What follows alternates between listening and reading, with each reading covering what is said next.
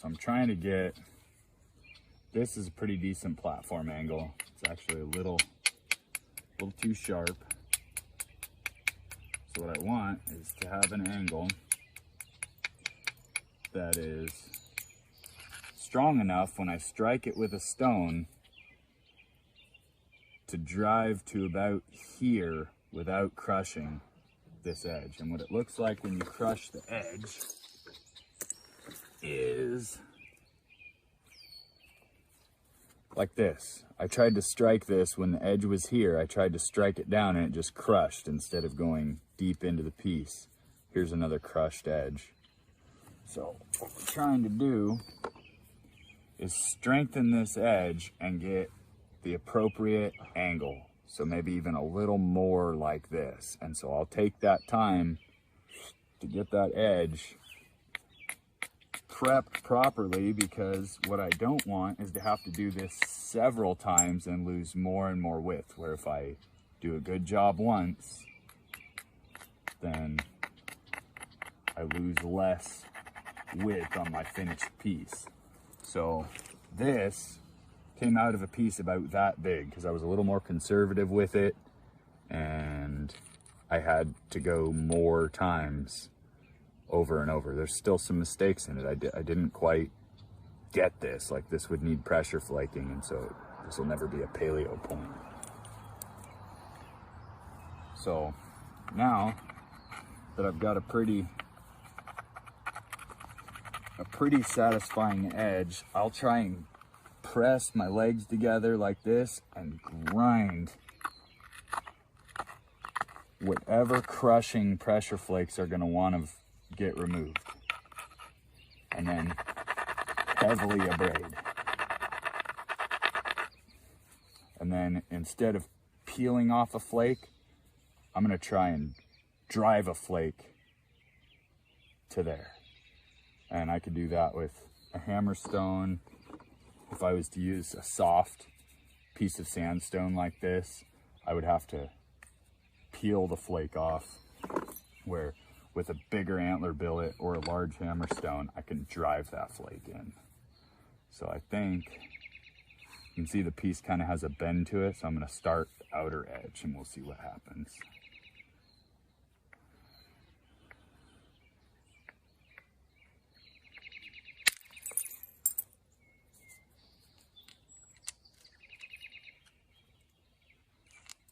So that thinned a lot of the piece. Lost a lot of width, but this is the early stages. And so the more you can get convexity, you want end-to-end convexity and side-to-side convexity, and then you kind of get to where you can start moving forward on this thing.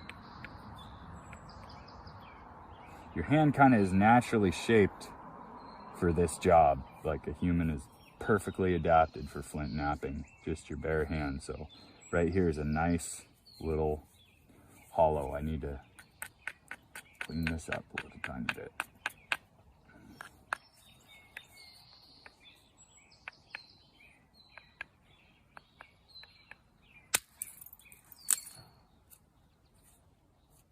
All the way to the center line, which is what you want. You don't get the piece thin unless you drive stuff past center on the regular. So now this stuff will just easily peel down. So I'm going to go ahead and take right here. I like to hold my finger on the bottom side of something that might crush, and it just seems to help it peel away.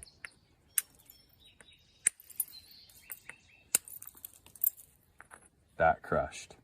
So holding my finger did not help. That's what crushing looks like.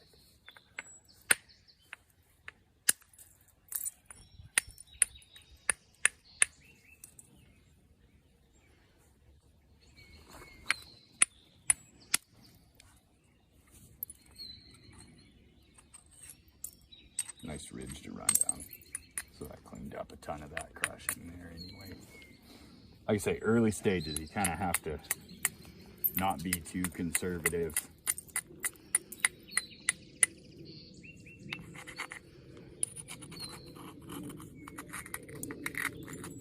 I really like to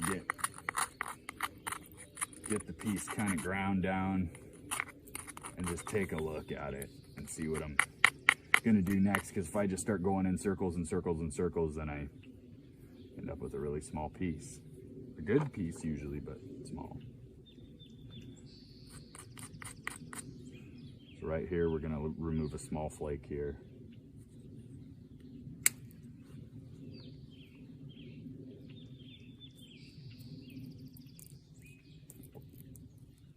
Fingernail loose, should.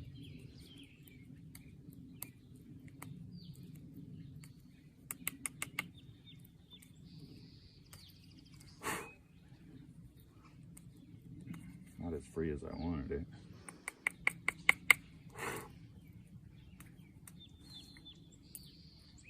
What you don't want is to leave that, because then it could start a step fracture here, and you can see that that definitely is released, except for maybe the very, very tip of it. Hard hammer.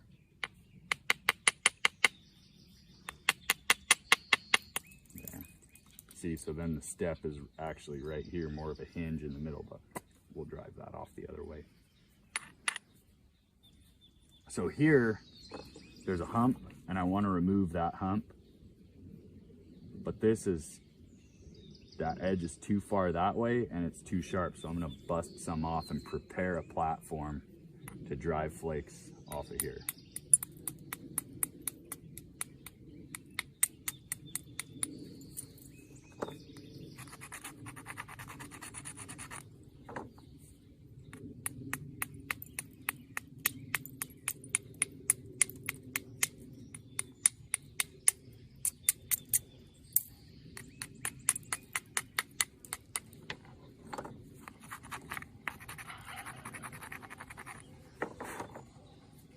So that edge is a little sharp and a little cupped, so I'm gonna take that with the antler. Nice flake right there.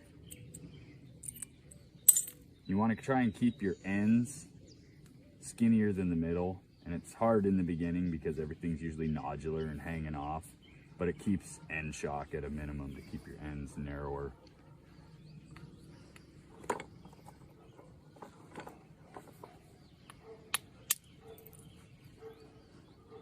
Little flake, and then here we'll drive another bigger one.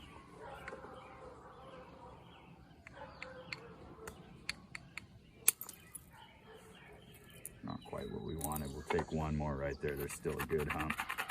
Needs abrasion.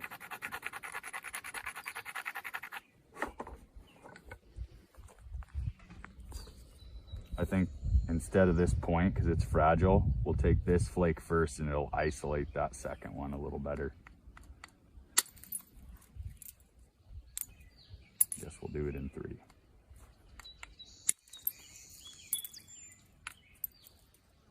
So now this tiny one, this will only go to about there. But it should pretty well remove that hump.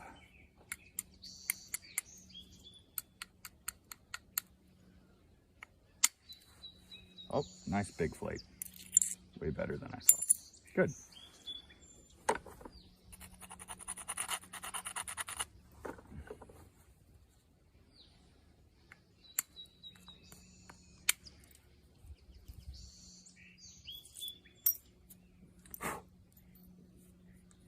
So, that side I've got pretty flat.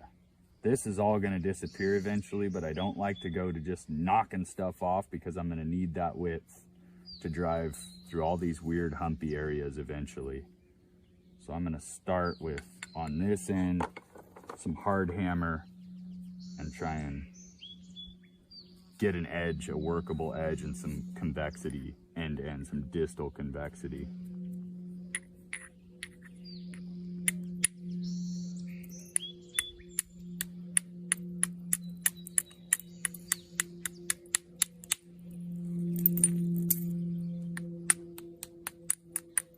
And so when you drive this in, you have to imagine, if you've ever seen someone shoot a BB at a glass window, how it makes a cone like that. So when I strike this with a stone, if I struck it dead to the end, it would cause a cone it's called a Hertzian cone, but it would cause a cone of damage, of microscopic fracture, invisible fracture in this opaque stone. So when I'm driving something with hard hammer instead of peeling a bending flake with a softer hammer, what I'm doing is trying to aim this way so that the cone goes exactly the direction that I want, because what I'll end up with is some pretty ugly fractures inside the rock. And then later I'll show up there and I'll be driving flakes and getting really bad, ugly step fractures, or I'll bust the piece in half and I'll go, wow, I wonder how that happened. Must have been a defect in the stone. It's like, well, yes, there was, because you put it there, you know?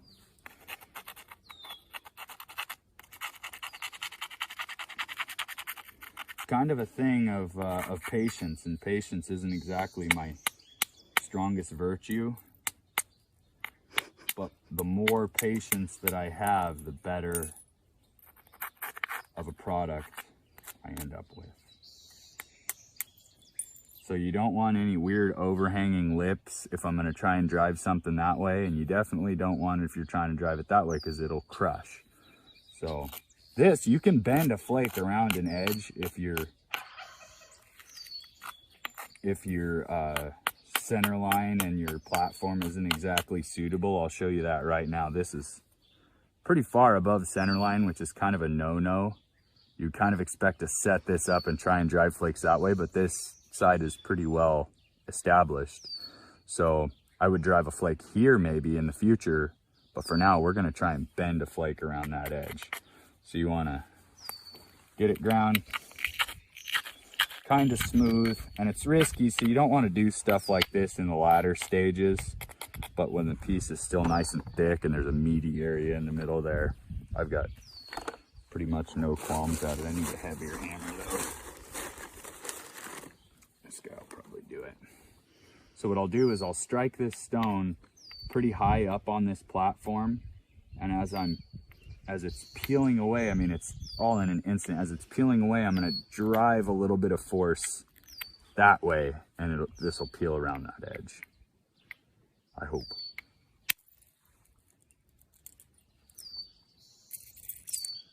Not quite, but that's plenty sufficient.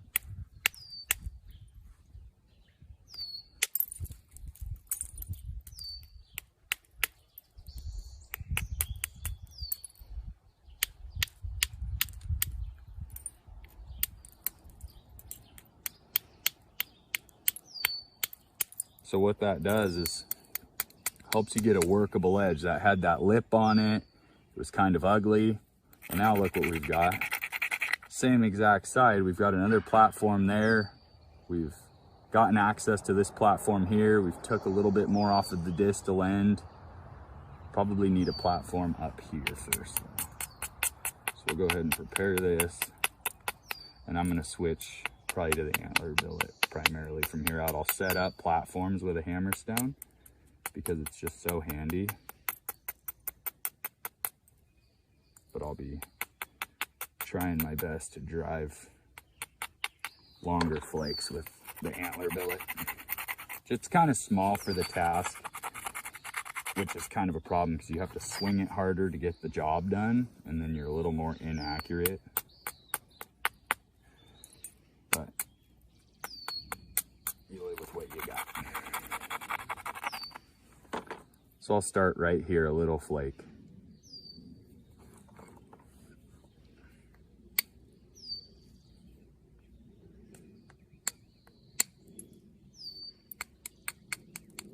Okay, so there's a little step there that'll come off when I drive stuff from the other side. Heavy abrasion here because we want these flakes to drive and be difficult to release, and then that makes them drive further because the springiness of this bone, this antler. There's a step, kind of a hinge termination here, but the thinking is that I can get under it a little bit if I go gentle at it.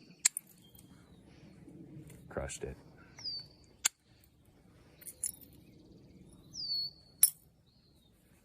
We can re-hit that.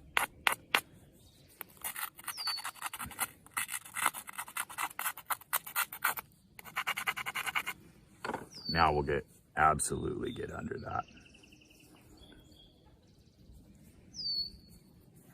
Kind of a puzzle to figure out how to hold this thing. Little piece, not ideal.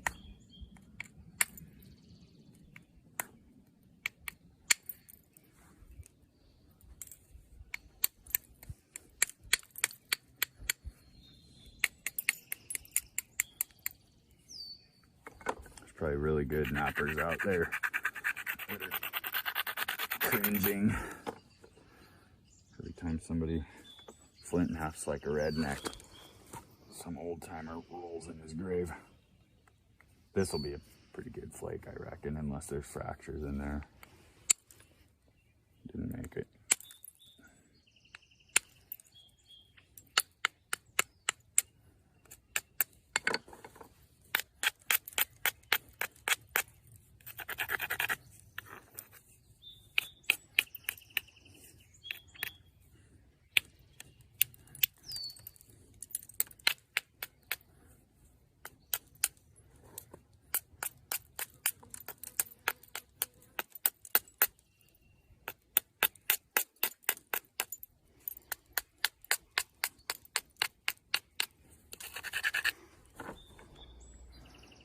We'll take some this way and try and come back at that where I messed it up. Flake went to there.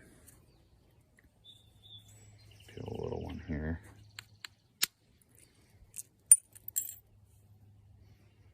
And turn the edge a little here.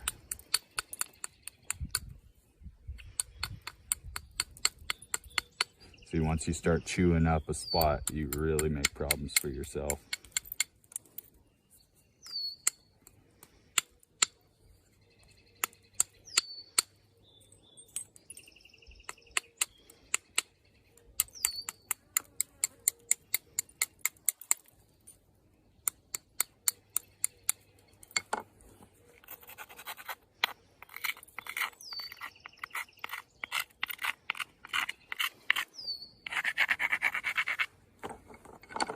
We're going to take a hammerstone to this because it's just too chewed up.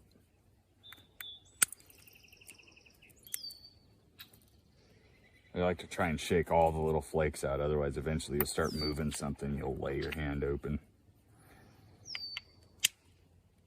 That's more like it.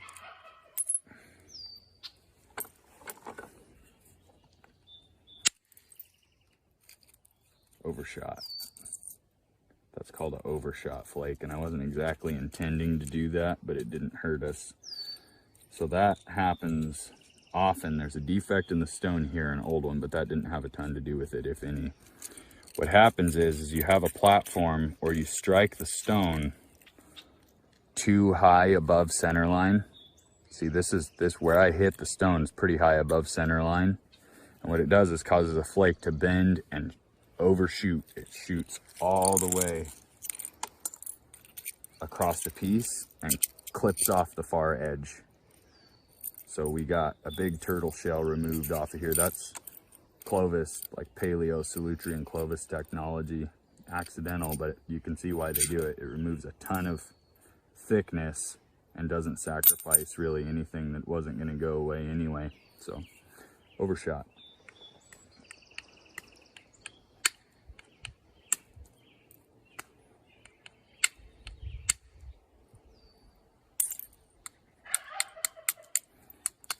The pads of your fingers are your best friend when you're doing this. It's an aiming point because your brain naturally knows where that finger is. So it's an aiming point, it's a support point for the rock. Absolutely your best friend when you're flint knapping is the pads of your fingers. Same token, if you really mess yourself up, cut them up too much on the tips, then you gotta take a break for a while.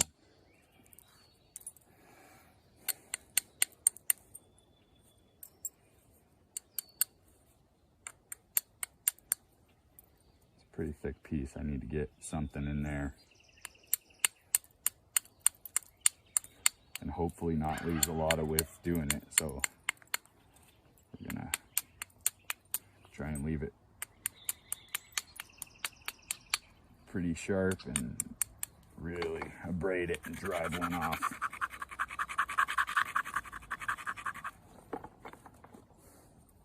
Okay, so the main part is right there, but we're going to start on this edge so we don't shock it. We're skinnier here. We need to start on the edge. There we go. That one overshot. That one crushed. Hopefully we can recover that.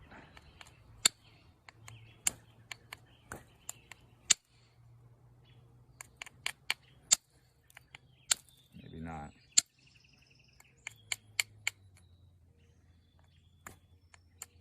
Made a good sound a couple times, but it just didn't. Oh, there it went. Didn't quite get it removed. You gotta be careful when you get just crazy and start hammering on them, because a lot of times you gotta support it really well against the back of your hand in there and under, because you'll just fold it right in half when you get a little too crazy, just whacking on a spot that isn't a good platform.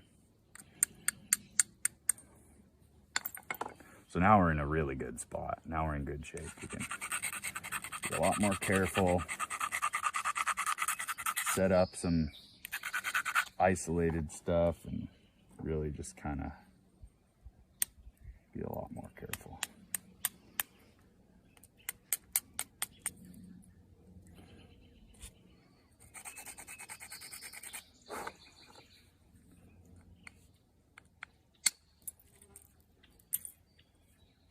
I'll take a little bit here to get a little space, and then I'll drive one there.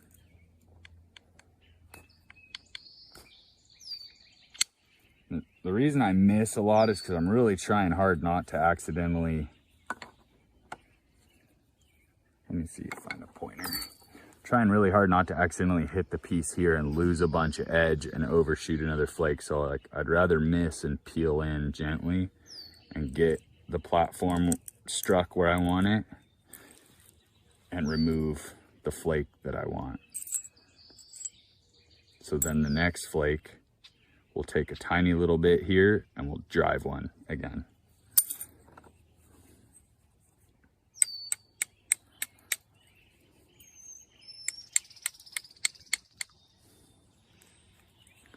So we've made some room, then there's a hump there you can see.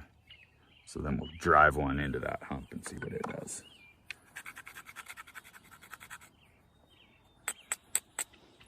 I'm gonna remove these little sharp little edges jutting out, because I might accidentally clip one. Have something happen we don't want.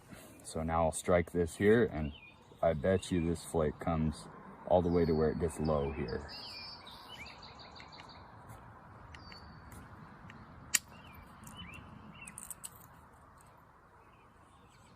So that flake removed a little bit of that ridge, came all the way to where it got low, removed a nice big hump. So now, you see I've got an edge concavity here, but I've got a hump I want to remove here. So if I want to remove this hump, I've got to remove some stuff in that direction. If I want to remove stuff in that direction, I've got the same problem on this end. This side, it looks like I can start maybe getting some flakes gently drove into this area, but you kind of want to inspect the piece and see what the plan is, because if I turn that edge and there's other material that I could remove, then I've wasted a step. So I think I'm gonna try and get that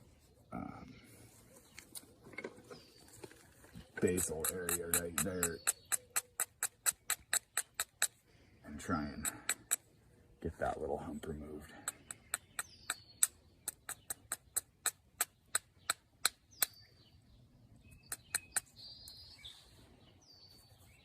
So now that's a really good platform for a hammerstone to peel it down. This hammerstone, we collected these in a creek close to our job, and they're really soft, like silty sandstone, and they peel a good flake, but they're really fragile. So I kind of have chewed up most of them. They're pretty disposable.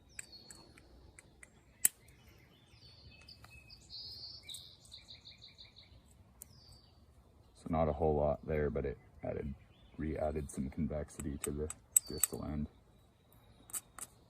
I'm going to do the same thing here. There's a little twist in it, and so I can get that peeled off, I think. I think I'm going to do that with the antler billet. Good flake.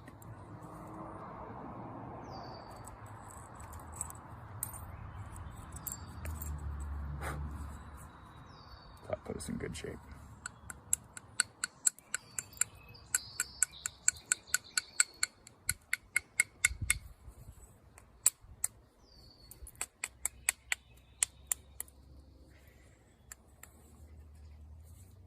So this, I don't want to drive any flakes in here because this is really flat. It looks really good, but I need to get some off here. So I'm going to hard hammer, remove some really steep edge changing flakes off of this edge right here. I'm going to abrade it first and then hit it with the hard hammer.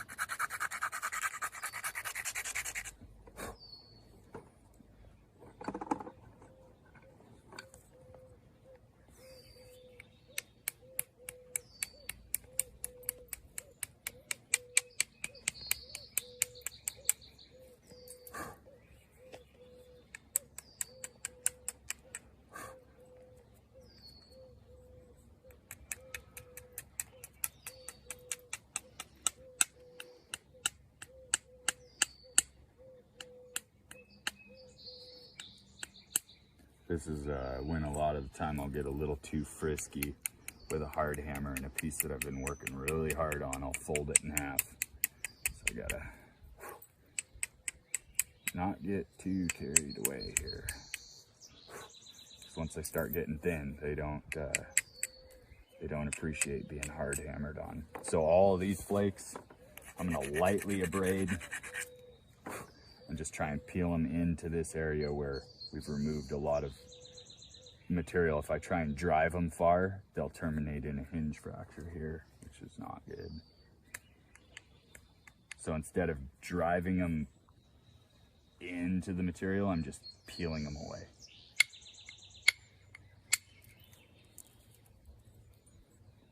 So it terminates over the edge of that hump in this low center area, and that'll add convexity. Little flake, and then a bigger flake. And little flake, and then a bigger flake.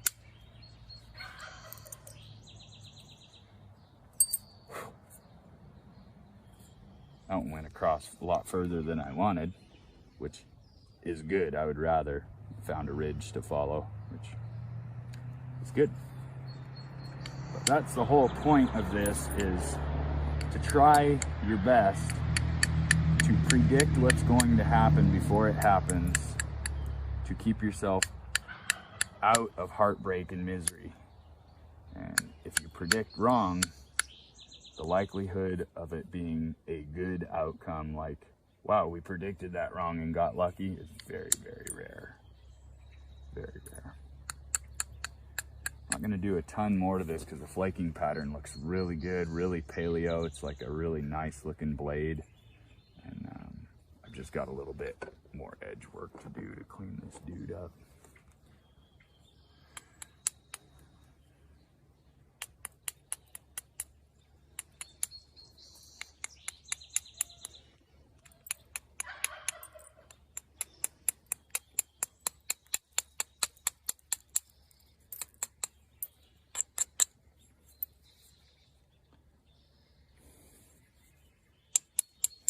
Trying to keep a little bit of symmetry, because a lot of times what happens to me is that I'll get a piece thinned down to where I'm pretty satisfied with how it's looking, but it's not symmetrical, and so then when I start doing the trimming, then the piece is bent or twisted.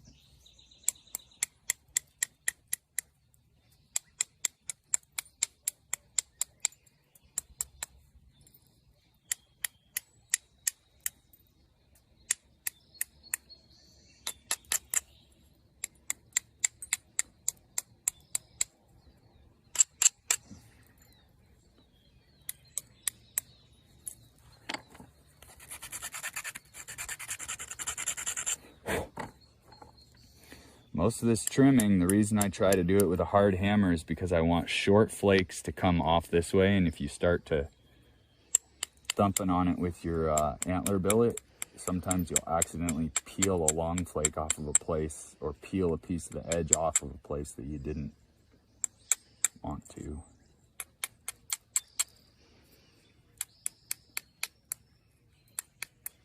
And I'll show you what's the reason for all this in a second.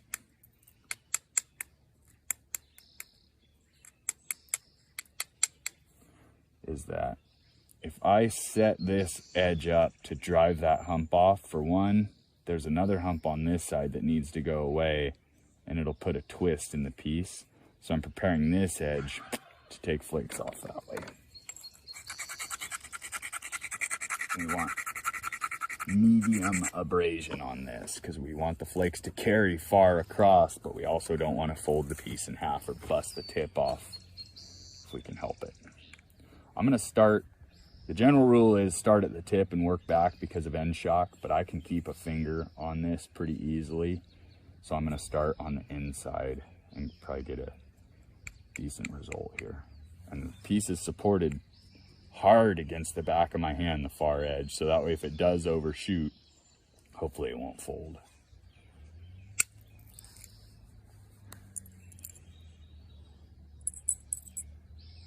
So that's what we're trying, and then over here, hopefully they go even a little bit further if I can find a ridge.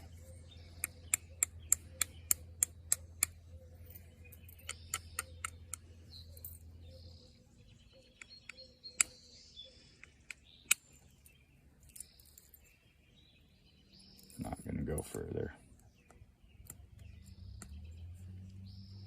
This one may, or it'll break the tip off. I'm going to drive this one into the piece a little bit more and let the springiness of this billet drive it. Trim that little corner first. Trim that, and then it'll hopefully go a little further.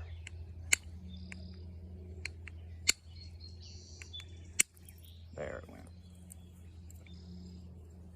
So that went clear across and cleaned up that ugly. So now the piece is less bent, has less of a hump there. It was pretty risky. You can see where it tore a little bit, and sometimes that tear is what, like the glass tore apart inside right there, and that's what'll cause this whole tip to bend and fold off. So now I've got a tiny little amount of that lip, that concavity I was talking about, that I just need to like pressure grind with the stone off, and then I can drive some short flakes off this way, and this piece is about done. That's a keeper. Pretty proud of that one.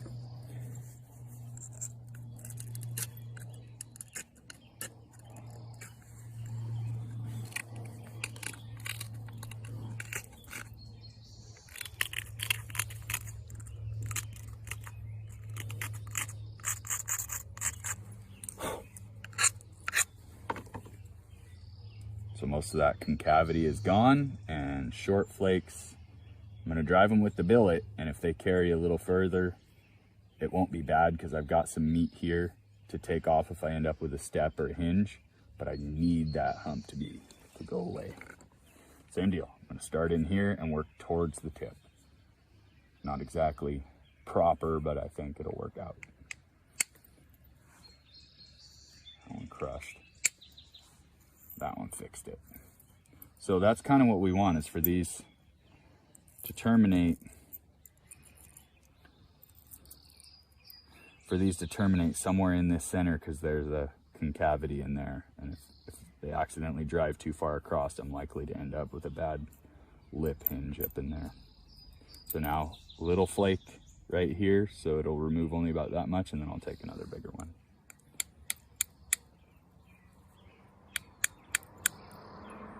So here, right here, I'll take a bigger flake now. No, I won't.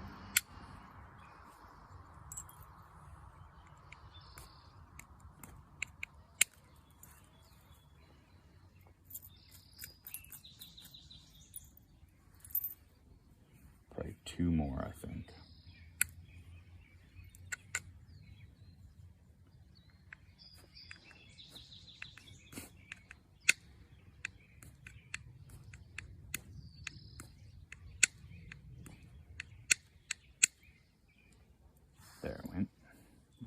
risky. You can hear it, that it's not, like it's over abraded, it's a little too fat. It's not wanting to release a flake, so it's risky to keep just bopping away on it. But nobody ever accused me of being the brightest flint knapper ever. Except maybe my wife. Is that funny?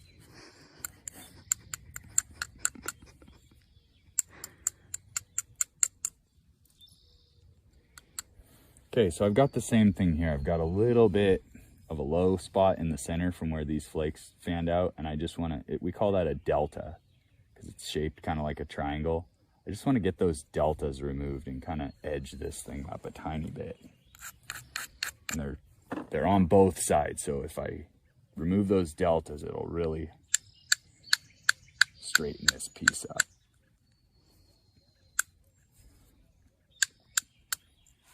See, little delta removal.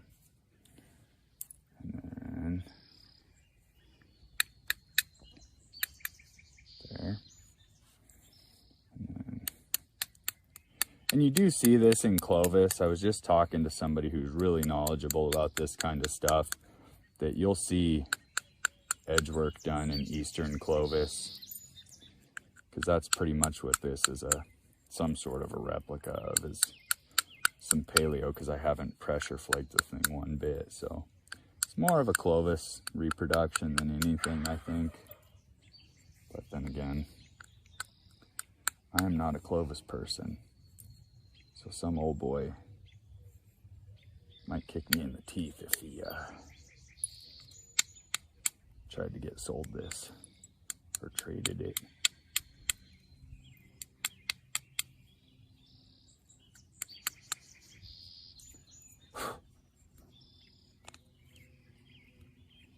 Pretty straight. Got some step fractures. Got some ugly spots, but I don't want to. What I do is I keep working at them and keep working at them, and they shrink and shrink and shrink, and I never get them really any better than this. So I think I'm gonna probably quit before I ruin it. As I say, right as I'm ruining it.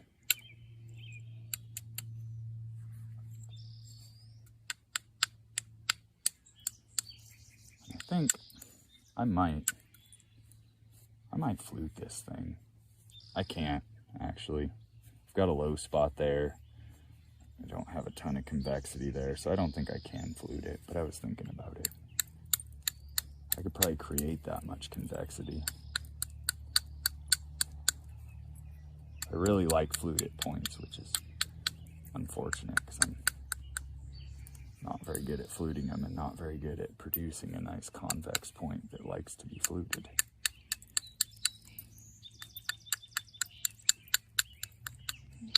But maybe we can get there real quick.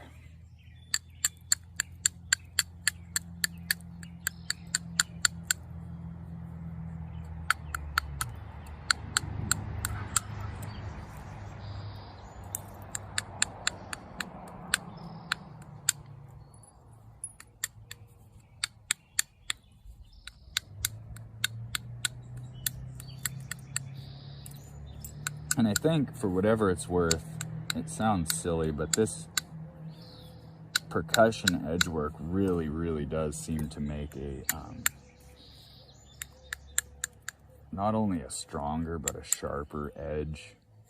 I think it's something about the way the flakes release wide compared to pressure flaking. You just kind of end up with a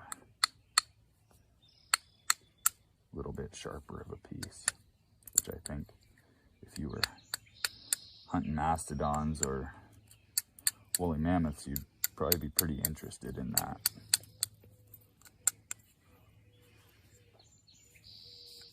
I don't think I can get a flute removed on that side, but I can get at least this hump removed, and then, well, I think I can get a flute to come maybe to about there here. So let me do that.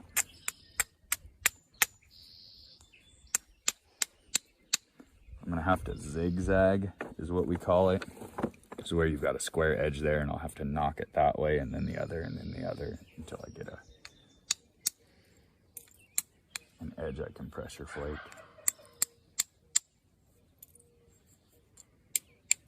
There's an old crack in this stone right here that I don't think I put there, so it's right near that old cortex.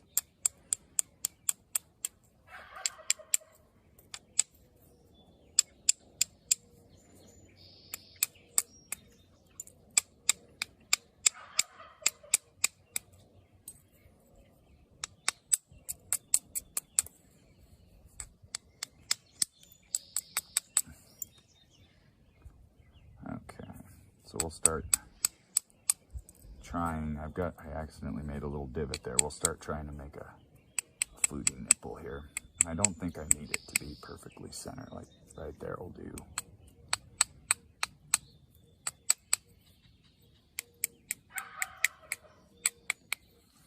And that does get done with pressure.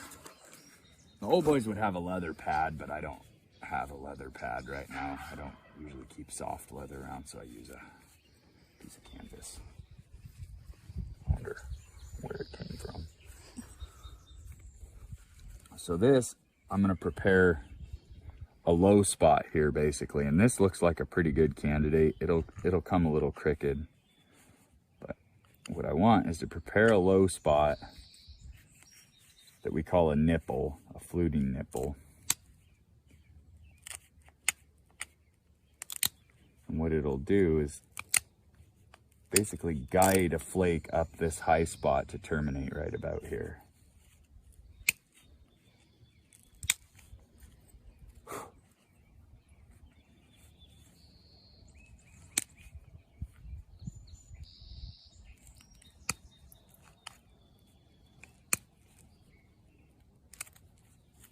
So these flakes I'm trying to drive outward a little bit to try and get this moved a little more towards the center.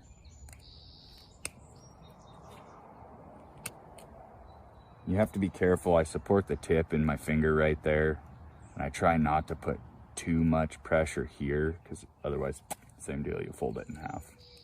And my pad of my hand, my meat is right there, so that kind of supports this edge that I'm pressing pressure against.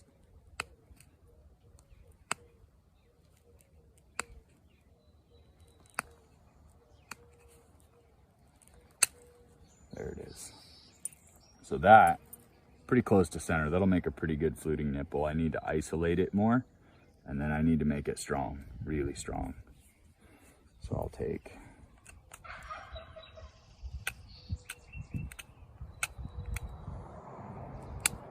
and a pressure flaking platform is no different than a percussion platform. You need to make it strong or you'll crush it. So that's what I'm doing when I'm pressing that material up right there. What I'm doing is I'm making my platform strong enough that I can press a flake off and not just crush the rock. And these flakes here, the point of them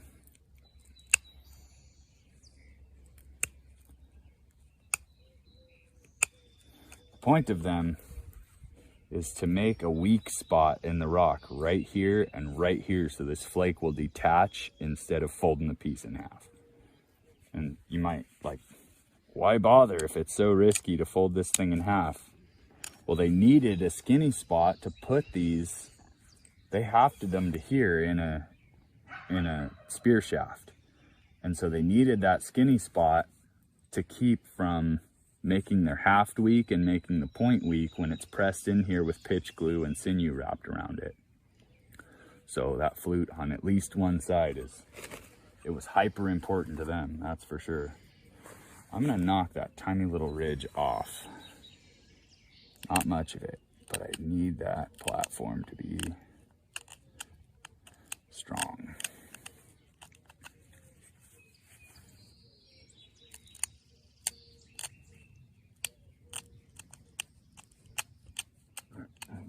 Excuse me.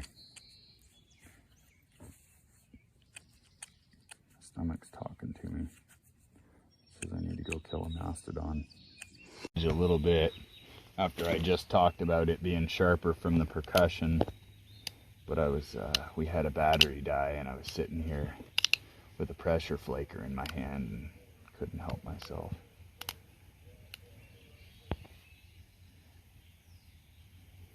So what I'm trying to do is just get a little more convexity here and try and make sure that this flake tries to follow into the center. So I'm going to take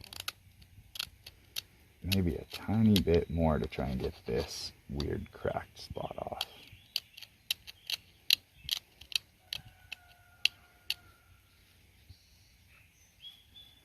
I think that'll probably do it.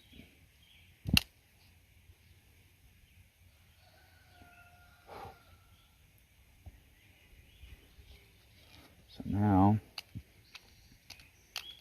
we're pretty much there. I think we're ready to strike this thing. And it's not going to go super far. Like Clovises are known for having about a half flute, maybe even 2/3, and this one's going to go about a 1/3. Some of the Western Clovis are fluted a little bit less, like around a 1/3. But Western Clovis also don't have any edge retouching on, pressure flaked edge retouching on them, so we have a bastard.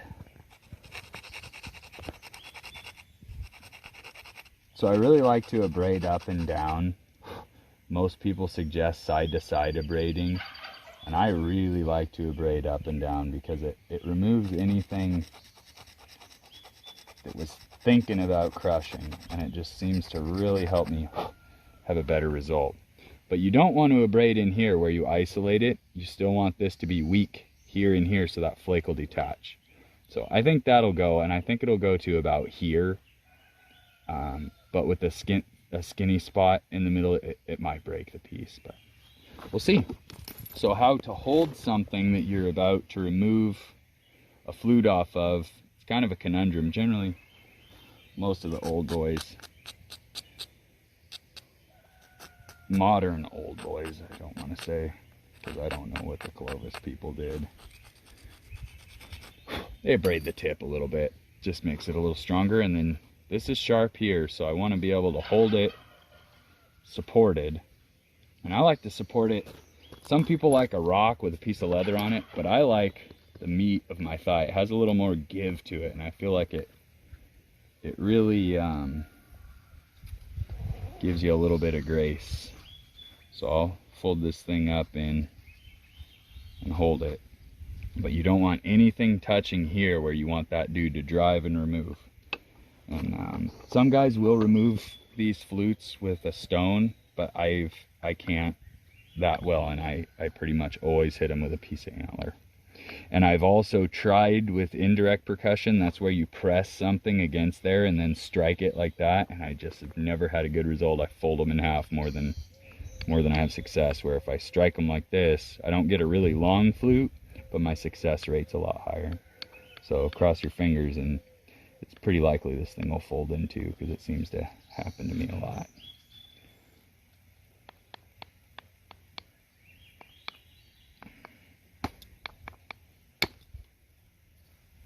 A little more force. There it is. Nice flute. Hey. Nice flute. Very good. Very good. So then that gives me, now I'm closer below the center line here, and that gives me, even though there's a low spot there, I can remove maybe a little flute there. But that would have that. I'm tickled with that. That looks very nice. So what I'll do, you don't want to remove a bunch. You want this second nipple to be pretty close to the center line. So I'll remove a little bit here.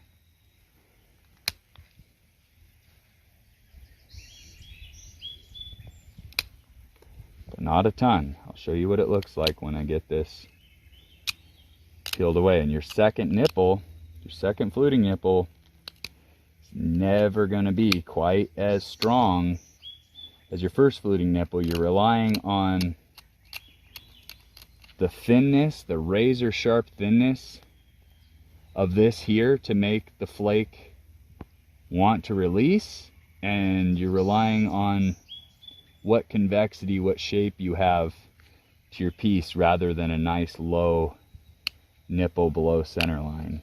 So And this one, I cannot drive it too far. I'm never going to get that to come up in here because of this low spot. It's going to terminate very short, but I'm going to do it because the shape of this depends on it having a flute on the other side.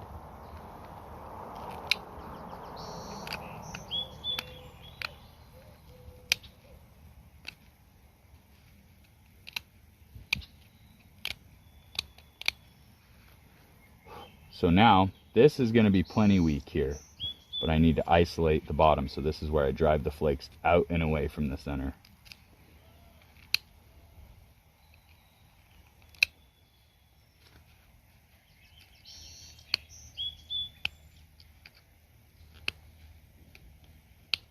One. Couple more. One more.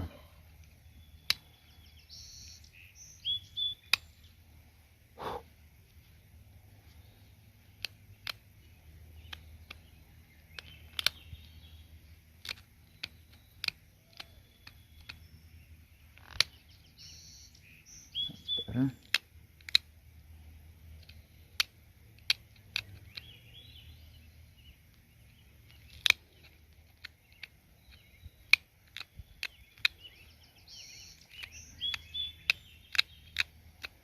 Okay.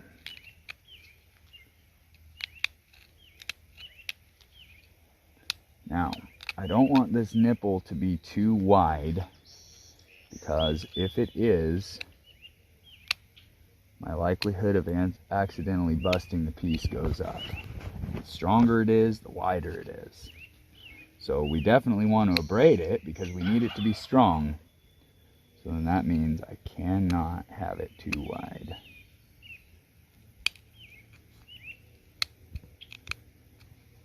I think right about there is going to have to do. So it's right at maybe slightly above center line. I'm going to take a tiny bit more on this edge.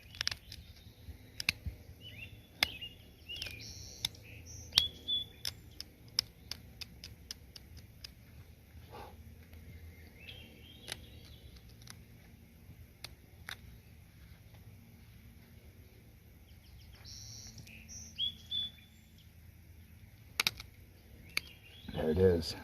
I think that'll be the money right there. Needs abraded a lot.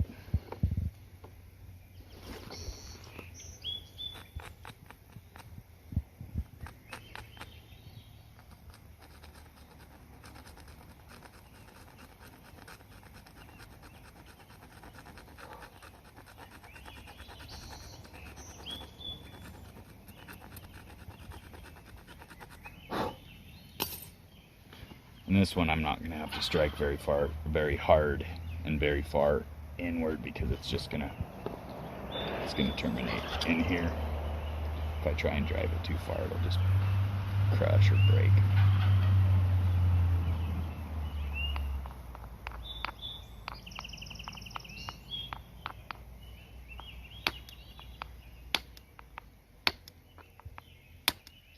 There.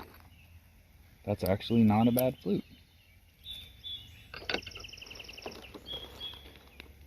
So it broke free right at that relief flake, but it failed to utilize that one. So it could have been maybe a little better. You can learn something from that.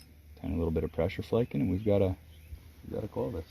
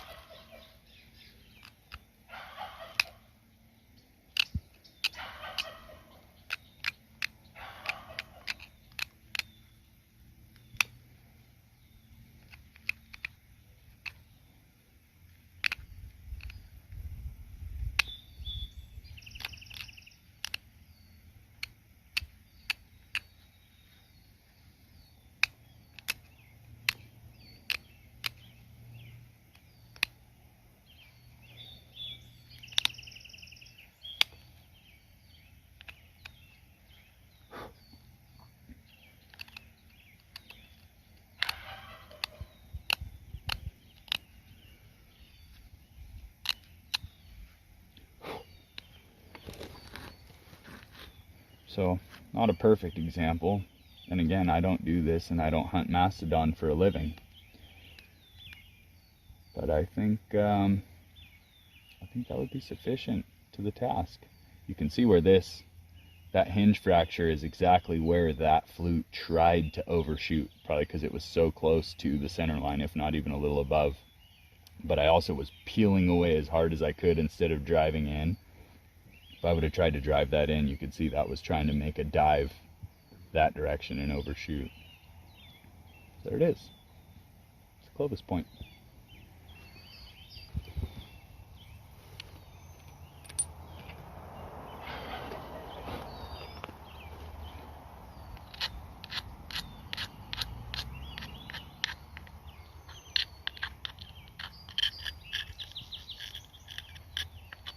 Everybody who watches this is just going to think I'm way better at it than I am because I finally just had a success.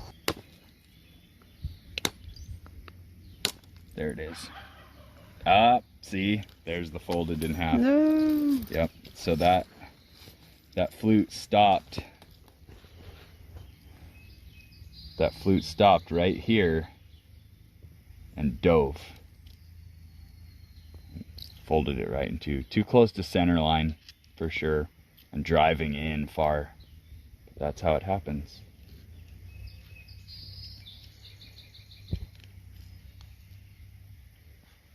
And an expert who absolutely needs a point, and by expert I mean like not me, but a guy who in a pinch needs to arm his homies to kill a meal, he can absolutely rescue this so it's not a waste, a complete loss, waste of material. So what he'll do is just quickly try and re-establish a shape to it.